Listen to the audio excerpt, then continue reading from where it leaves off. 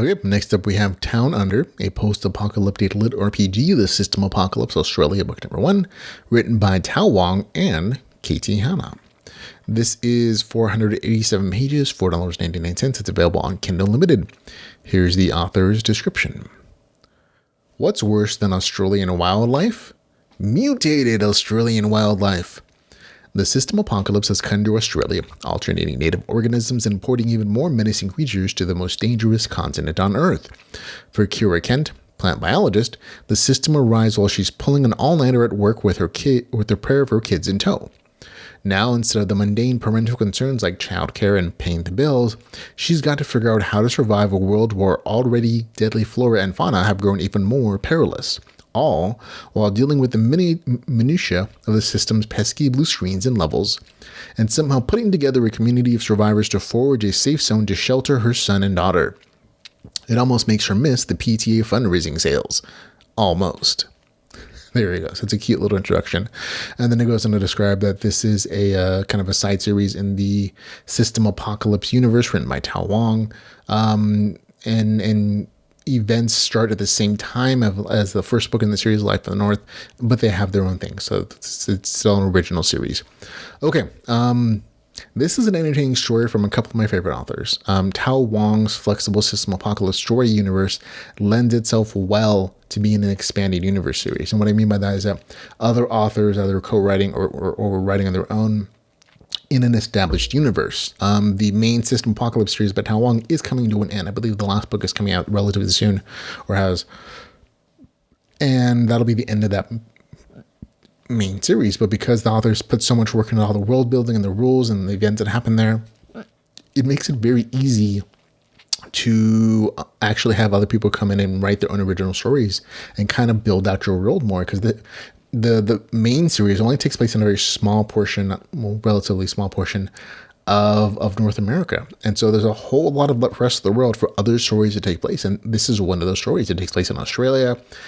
Katie Hanna, I think, does a really good job of taking the few hard rules in that universe and making the setting her own by putting in Australia and having a very relatable female main character who's a mom and who not only has to survive the RPG apocalypse herself, but also make sure her kids survive too. And I think that combination really just made this a really nice story.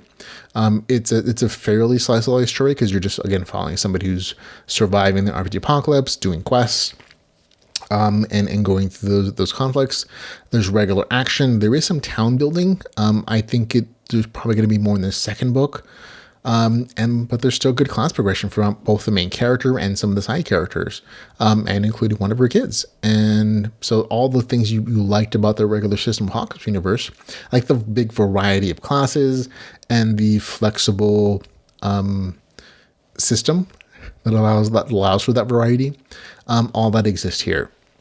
There are a few minor gripes, I think, in the story that might be issues for some people. I don't think that weren't necessarily game breaking for me or story breaking for me, but I know some other people might have issues. For me, the first half of the story probably could have been a little tighter storytelling wise. The pacing started to drag a bit as the story was reaching about the 50% mark for me. And I think that was mostly because it felt a little repetitive with the main character, just kind of fighting monsters, trying to find survivors, fighting monsters, trying to find survivors, fighting monsters, trying to survive, interspersed with like some interpersonal relationship building in between sometimes. But those quests, and I understand that kind of has to exist, I guess, because of the quest the main character gets to like do some town building. That's not spoilery, it's in the novel description. But I feel like it probably could have shifted a little bit already and tightened up, because I started to get a little, not necessarily bored. Like I'm like, okay, when's the next big thing coming? And it took a little longer than I thought it was going to. It doesn't pop into like much later than it could have. But once the antagonists shift from just mutated animals to more complex forces, when I'm trying to spoil for you guys, and also like people who are bad, very common in the RPG apocalypse, the pacing picks up again because there's a variety of antagonists. It's not just them fighting mutated monsters or alien species or whatever, once you get some more complex foes, I think the pacing picked up again because, again, there's a variety of things for the main character to do and a variety of obstacles for her to overcome. And that really picked up the pacing for me. It's made it, more enjoyable again. I will note that the big quest conflict in the story is not resolved by the end of this novel. And I think that's one of the bigger issues for some readers. I think that I read a 1-star review on this novel because of that issue, specifically because that reader just hated that particular aspect. It didn't bother me so much. I understand probably why it was a cliffhanger, one, to get you to the next novel, but also this is already almost 500 pages. And I felt like to resolve that big conflict probably would have been another 100 to 150 pages. And so instead of pushing this out, longer and shortchanging the next book, just, okay, we'll cut it off here. This is a pretty decent point. And resolve the conflict in the next book and make it into a lead conflict for the next book in the series. And so that one already has like 100 page lead in its page content. That's a choice for the authors. I didn't personally have it. I felt frustrated, and I think a lot of other readers, because it really is just like, oh, the big conflict is coming up. Our time's fulfilling. Oh, look, there's our antagonist, and bam, literally just like an end. Like, oh, that's the end of this story. You can catch the rest of it in the next one. And I was like, oh. So I that's probably going to be echoed by some other readers as well.